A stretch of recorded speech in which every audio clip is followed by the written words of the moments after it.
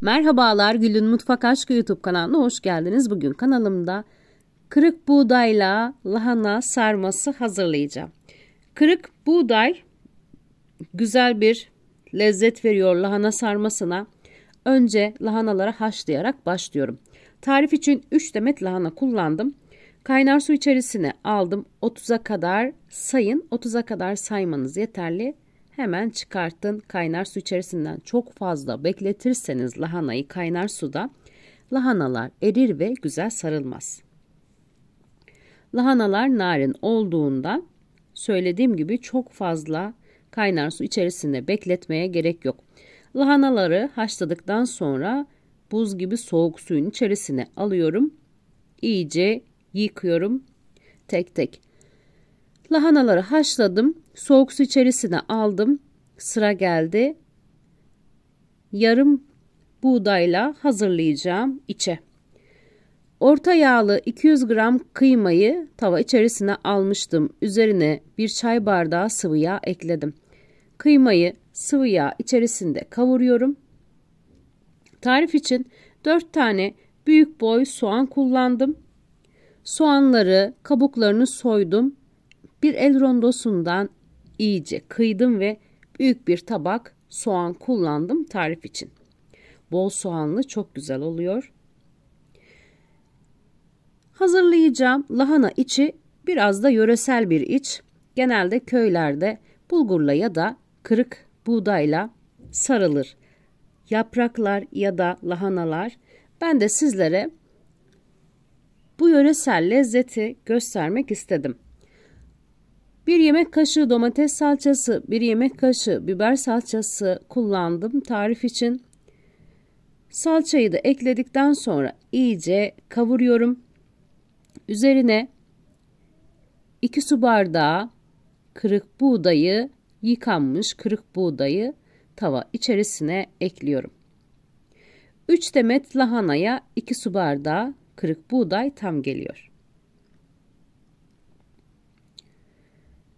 1 yemek kaşığı 7 baharat ekliyorum. 1 yemek kaşığı yeni bahar ilave ediyorum ve karıştırarak pişirmeye devam ediyorum. Kırık buğdayla yapılan için diğerlerinden nasıl bir farkı var? Şöyle bir farkı var. Yumuşayıp ezilmiyor.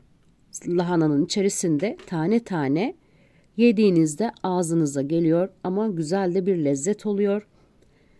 İçerisine yazdan kuruttuğum biraz biber kurusu, yarım yemek kaşığı kaya tuzu ilave ettim. Karıştırdım. Sonrasında bir çay kaşığı taze karabiber ilave ettim. Bol baharatlı acılı bir sarma içi oldu.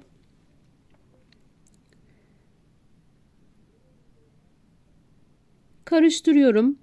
Üzerine su ilavesi yapacağım. İçerisine hazırladığım karışımın içerisine 2 su bardağı su ekliyorum. Hazırladığım sarma içi pişmiş bir iç, pilav gibi sade bir şekilde bile tüketilebilir. Zaten lahanayı haşladım. İçini de pişiriyorum. 2 su bardağı suyu ekledim. Bu aşamada ağzını kapatacağım. Altını kısacağım. Pişmeye devam edecek. Kırık buğdayla hazırladığım iç. Suyunu biraz çektikten sonra içerisine 3 diş sarımsak ekliyorum. Başta eklemememin sebebi aromasını tam olarak kaybetmesini istemedim sarımsağın. Sonrasında hazırladığım sarma içi piştikten sonra sarımsağı ilave ettim. 3 diş sarımsağı ekledikten sonra yarım demet doğranmış maydanozu da ekledim. Karıştırıp ocaktan alıyorum sarma içini. Hazırladığım sarma içi iyice içerisindeki suyunu çekti ve sıra geldi lahanayı sarmaya. Bir kabın içerisine aldım ve sarmaya başlıyorum lahanayı. Pirinçle ya da bulgurla sarılan sarmadan biraz farklı lezzeti. O buğdayın dolgunluğunu alıyorsunuz ama daha ince, güzel bir lezzet. Kesinlikle denemenizi öneriyorum. Eğer ki bulursanız tavsiye ediyorum. Kırık buğdayla yapılan sarmanın lezzeti biraz daha farklı ve lezzetli. İçerisine yediğiniz zaman tane tane ağzınıza geliyor ama hiçbir şekilde çiğ kalmıyor. Yumuşacık, tane tane güzel bir sarma içi hazırlamış olacaksınız. Hiçbir şekilde lapa olmuyor iç. Pirinç gibi birbirine yapışma gibi bir sıkıntısı olmuyor. Söylediğim gibi yerken bile o tane taneliği ağzınızda dağılıyor ve hissedebiliyorsunuz. Tüm sarmayı aynı şekilde sarıyorum. İçine bol ekliyorum. Hazırladığım iç harcı piştiği için hiçbir sıkıntı olmaz. Bolca ekleyin. Çiğden hazırlamadım, pişirdim. Sizler de pişirdiğiniz zaman bolca içerisine ekleyebilirsiniz. Zaten lahana pişti. İçerisindeki hazırladığım iç harç da pişti ve tek tek sarıyorum. Hazırlayıp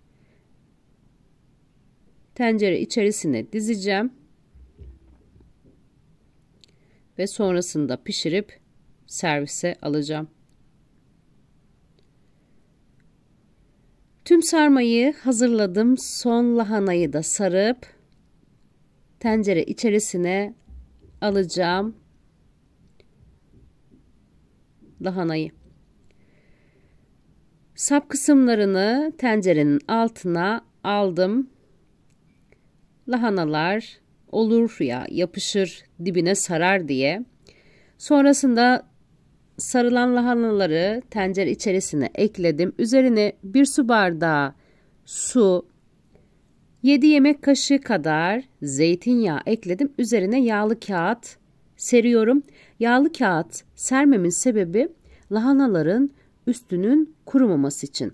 Lahana ya da yaprak sardığınızda bu şekilde yaparsanız hiçbir şekilde üzeri kurumaz. O yumuşaklığını kaybetmez. Dokusu güzel olur.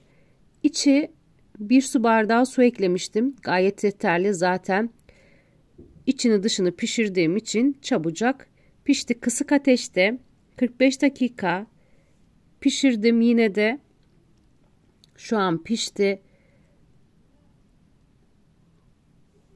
Ocaktan alacağım. Biraz soğutacağım ve servise geçeceğim. Lokum gibi yumuşacık, güzel sarma servise hazır.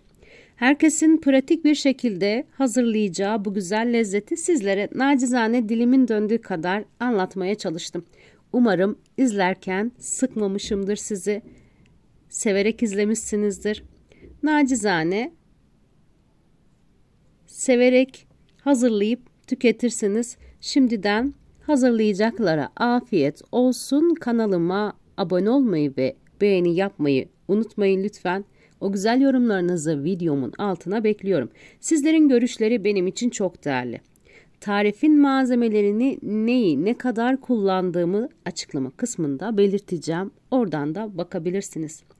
Bir tarifin daha sonuna geldim. Başka bir tarifte görüşmek üzere. Herkese sevgiler sunuyorum.